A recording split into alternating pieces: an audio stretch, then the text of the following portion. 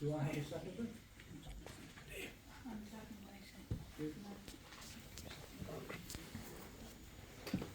Does any member wish to speak on these items?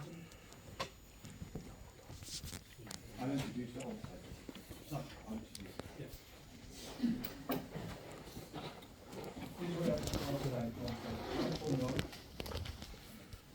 The continuing rising death toll, starvation of Gaza citizens, displacement and devastation to homes, infrastructure and environment in Gaza, and the continuing threat of escalation beyond Israel, Gaza and the occupied territories.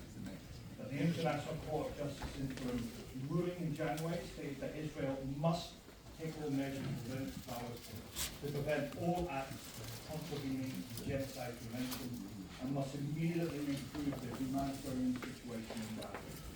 And the court also called for the immediate unconditional release of all hostages.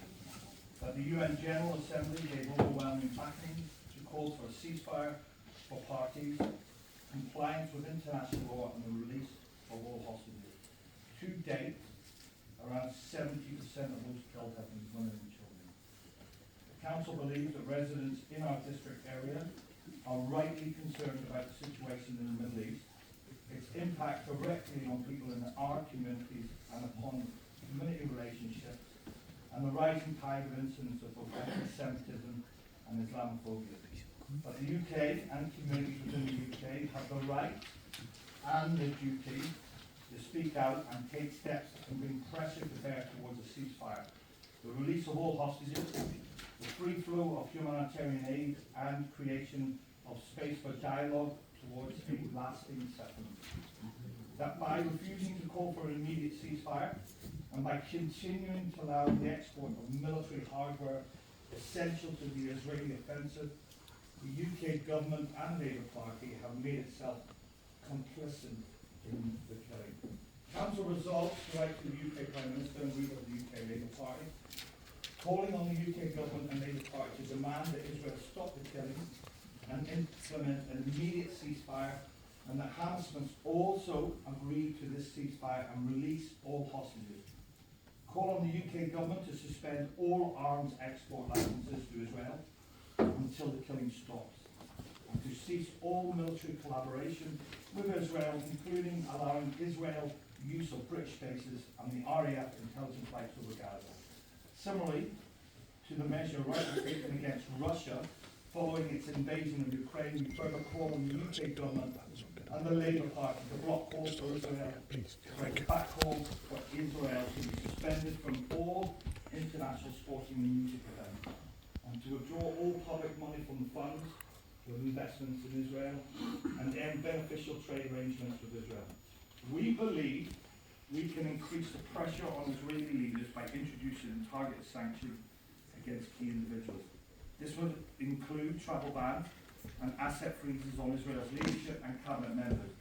In particular, those calling for new settlements in Gaza and the annexation of the West Bank. Finally, we would encourage UK authorities, including the Metropolitan Police and Director of Public Prosecutions, to pursue perpetrators of war crimes committed where UK citizens are the victims or where UK citizens are potential perpetrators. Thank you, Mr. Mayor. Thank you.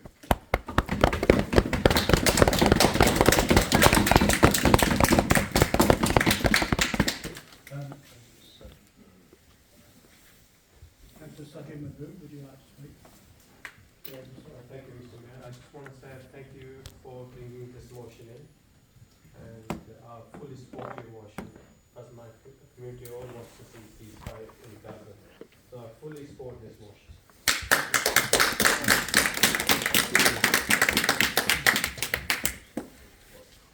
Cllr Kate Walsh. Thank you, Mr. Mayor. On the 21st of February 2024, Labour MPs voted for a ceasefire in Parliament. Hyndburn Labour applaud this stance. As a group, we do not think that this council chamber is the correct forum for international politics, but we understand that elected members may want to put extra pressure on Hyndburn MP Sarah Whitcliffe to add her voice to calls for an immediate ceasefire.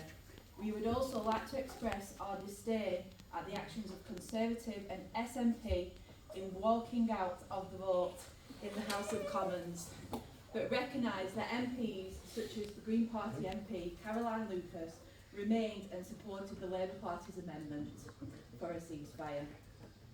We are happy to refer to our Labour representatives in Parliament to ensure our opinions on international politics are voiced.